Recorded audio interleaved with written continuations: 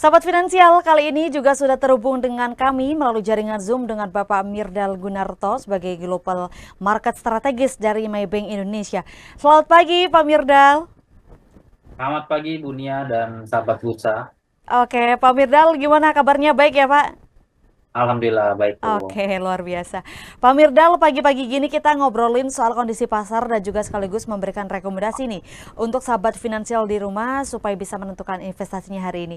Mulai langsung saja Pak, ke pertanyaan pertama terkait dengan IHSG yang terus tertekan sejak tanggal 20 September 2024 kemarin Pak, yang sempat hampir tembus 8.000. Akan tetapi justru terus turun hingga saat ini indeks berada di level 7.064. Dan hal tersebut turun 11%-an ya Pak.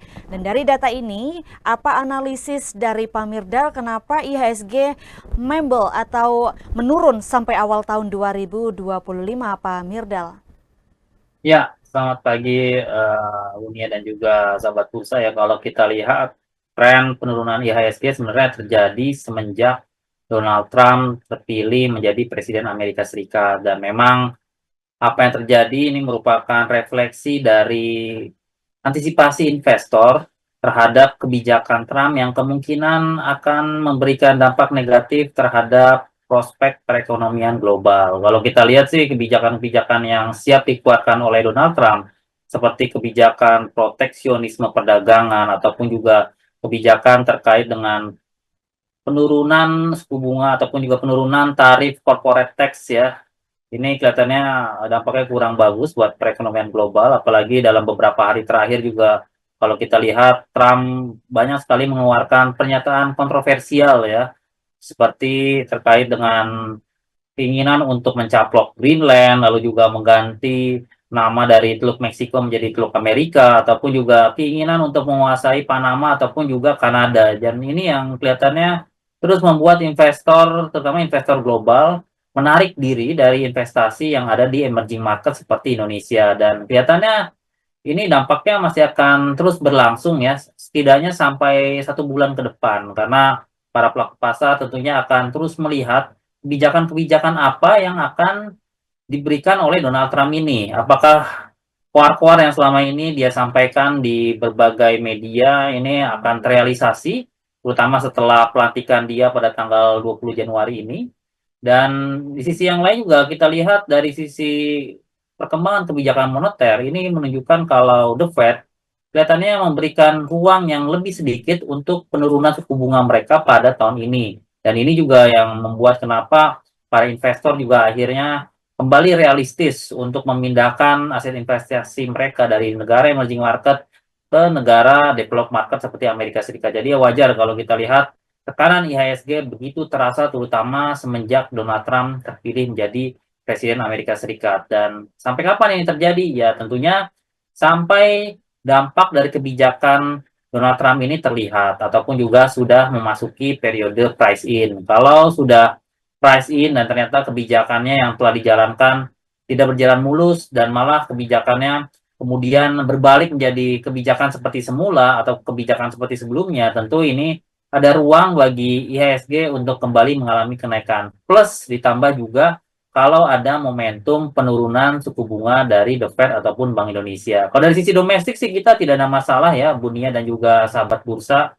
Dari sisi pemerintah perkembangannya cukup bagus. Mereka juga mengeluarkan kebijakan-kebijakan yang cukup bersahabat ya untuk masyarakat Indonesia, terutama terkait dengan kebijakan kenaikan tarif PPN yang hanya berlaku bagi barang berkategori mewah, lalu juga di sisi yang lain juga pemerintah juga menaikkan kenaikan upah minimum provinsi ya bagi pekerja sebesar 6,5% dan juga kenaikan gaji guru. Jadi kalau kita lihat sih dari sisi domestik sebenarnya sentimennya relatif positif, apalagi juga banyak paket stimulus yang diberikan oleh pemerintah yang sebenarnya ini kita tinggal menunggu waktu saja.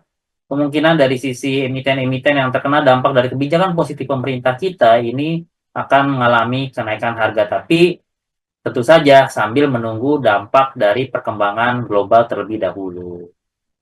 Itu Bunia dan sahabat pulsa.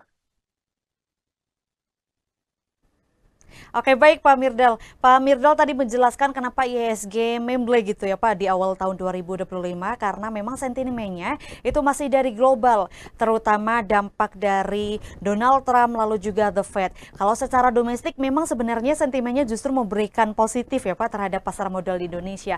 Kita nantikan saja sahabat finansial, Pak Mirdal tadi menggarisbawahi dampaknya akan terlihat sebulan ke depan. Kita tunggu ya Pak sampai bulan Februari kira-kira. Oke, Pak Mirdal, saya menuju pertanyaan kedua. Masih terkait dengan IHSG nih Pak.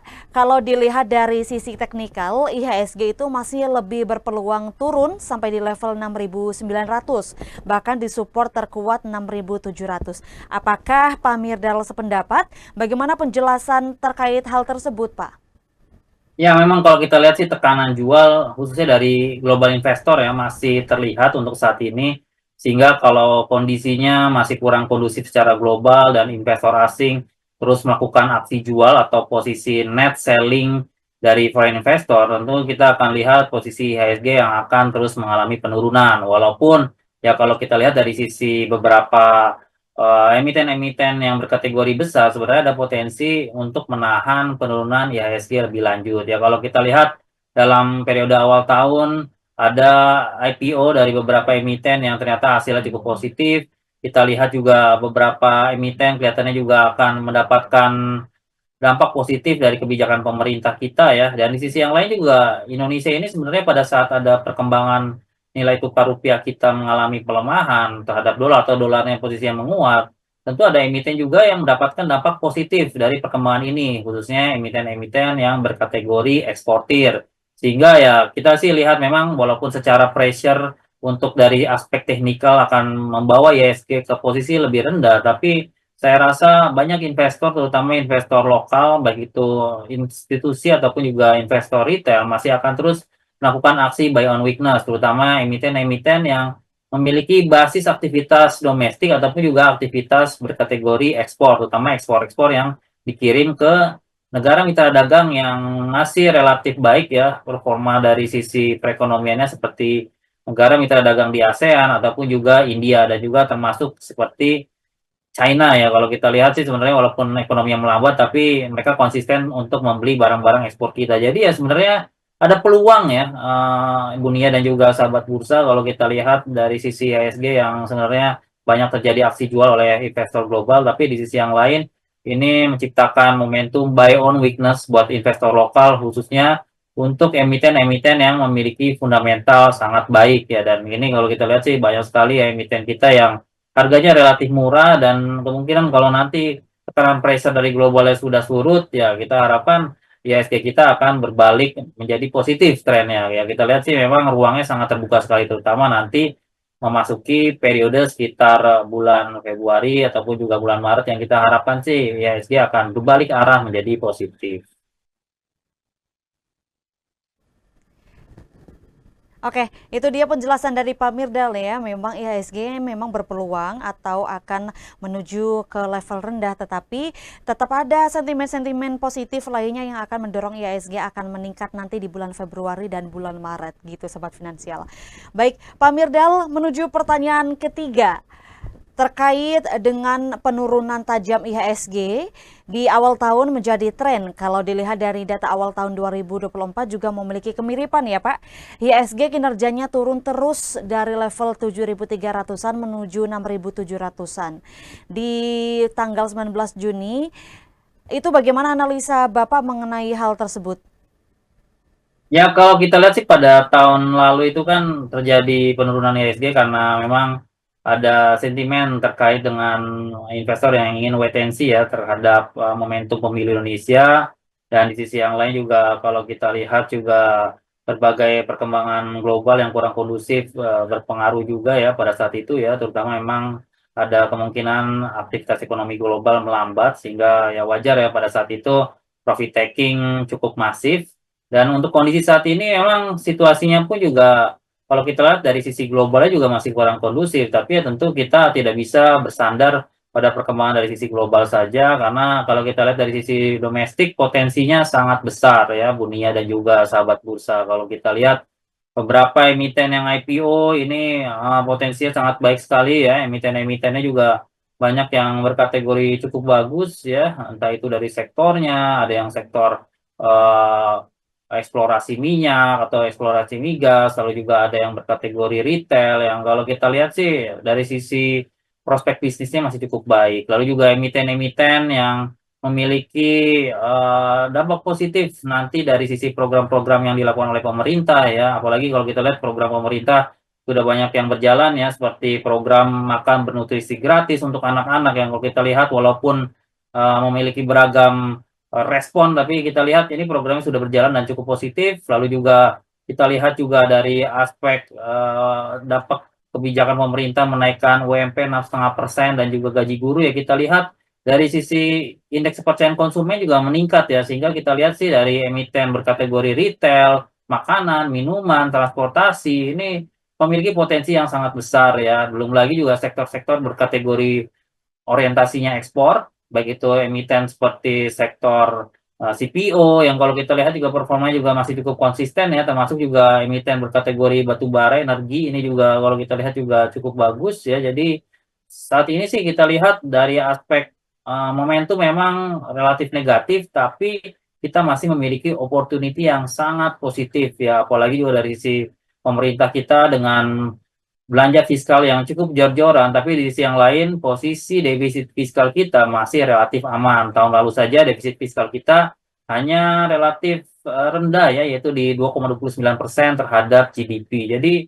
masih ada ruang ya yang cukup bagi pemerintah untuk mendongkrak performa ekonomi kita, dan ini yang kita harapkan bisa memberikan pengaruh positif terhadap IHSG dan juga perekonomian Indonesia. Jadi ya kalau kita lihat sih momentum positifnya tetap ada sih, walaupun dari sisi global kita lihat tekanan jual itu sangat masif. Oke, baik Pak Mirdal. Pak, kita masih membahas tentang IHSG ya Pak, dalam situasi dan kondisi seperti ini Pak Mirdal. Apa sih saran Bapak untuk para investor dan apa saran untuk para trader Pak?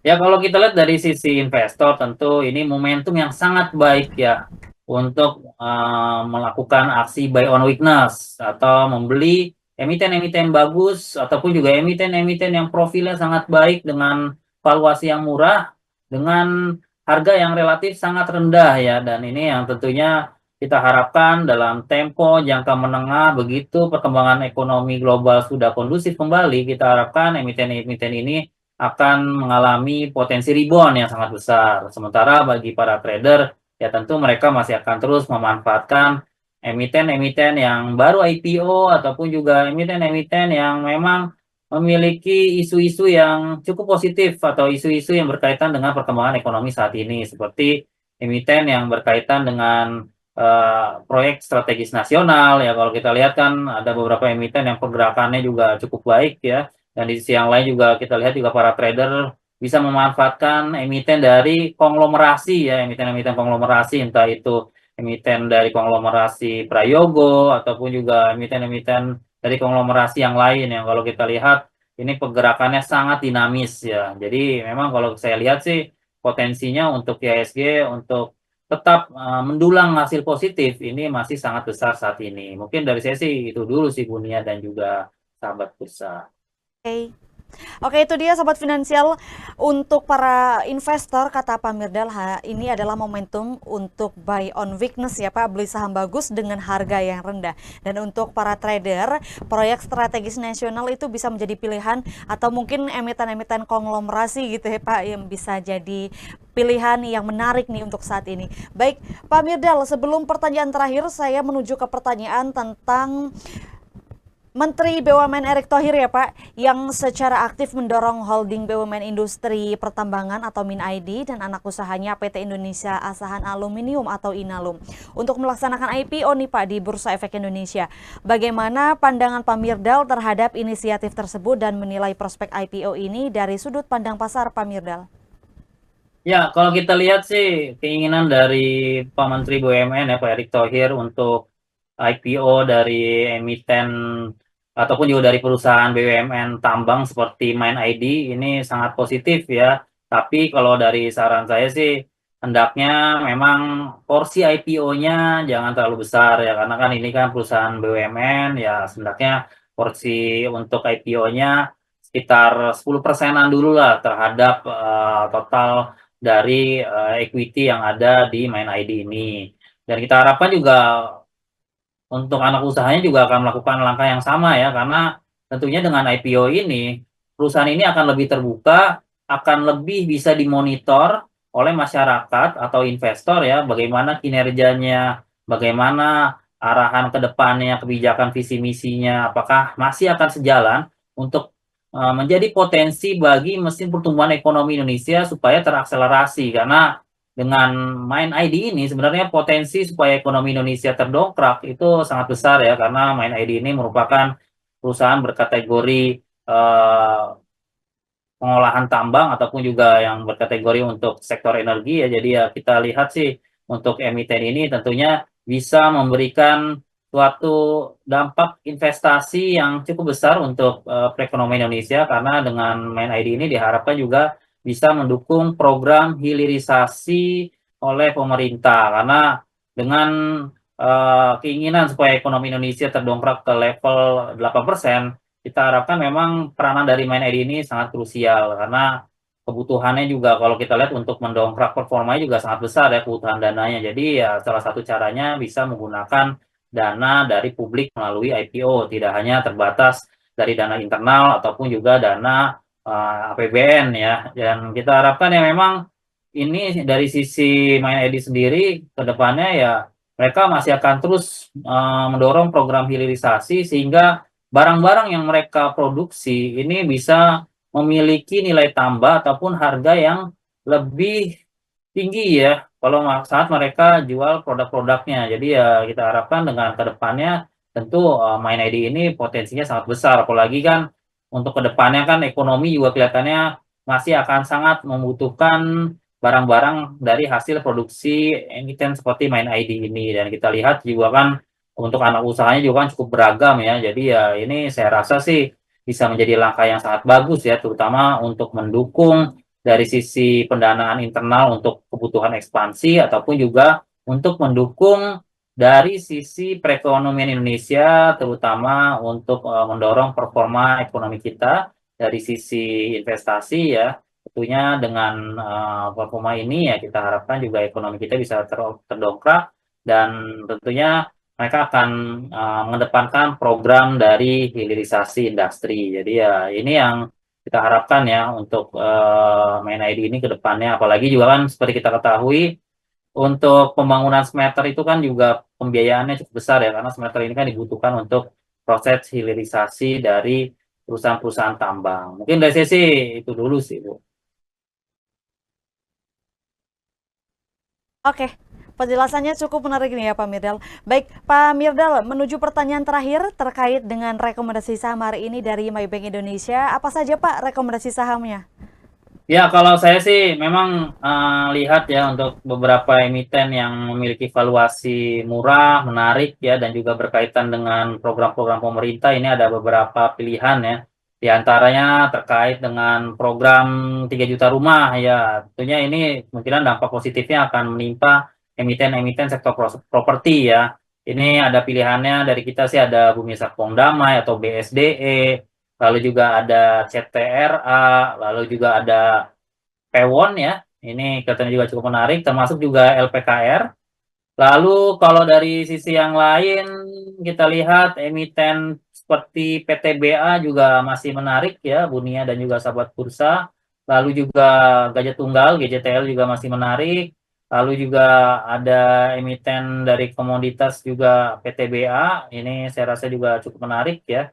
Lalu juga Auto atau Astra Auto Parts, dan dari komoditas yang lain ada juga LSIP dan juga SIMP. Mungkin dari sisi itu dulu sih, Bunia. Oke, baik itu dia Sobat Finansial beberapa emiten yang direkomendasikan Pak Mirdal dari Maybank Indonesia yang mungkin bisa diperhatikan ya supaya bisa lebih cuan hari ini. Baik, Pak Mirdal, terima kasih banyak atas informasi yang diberikan Pak. Semoga di lain kesempatan kita dapat berjumpa lagi. Pak Mirdal, sehat selalu, selamat pagi, terima kasih.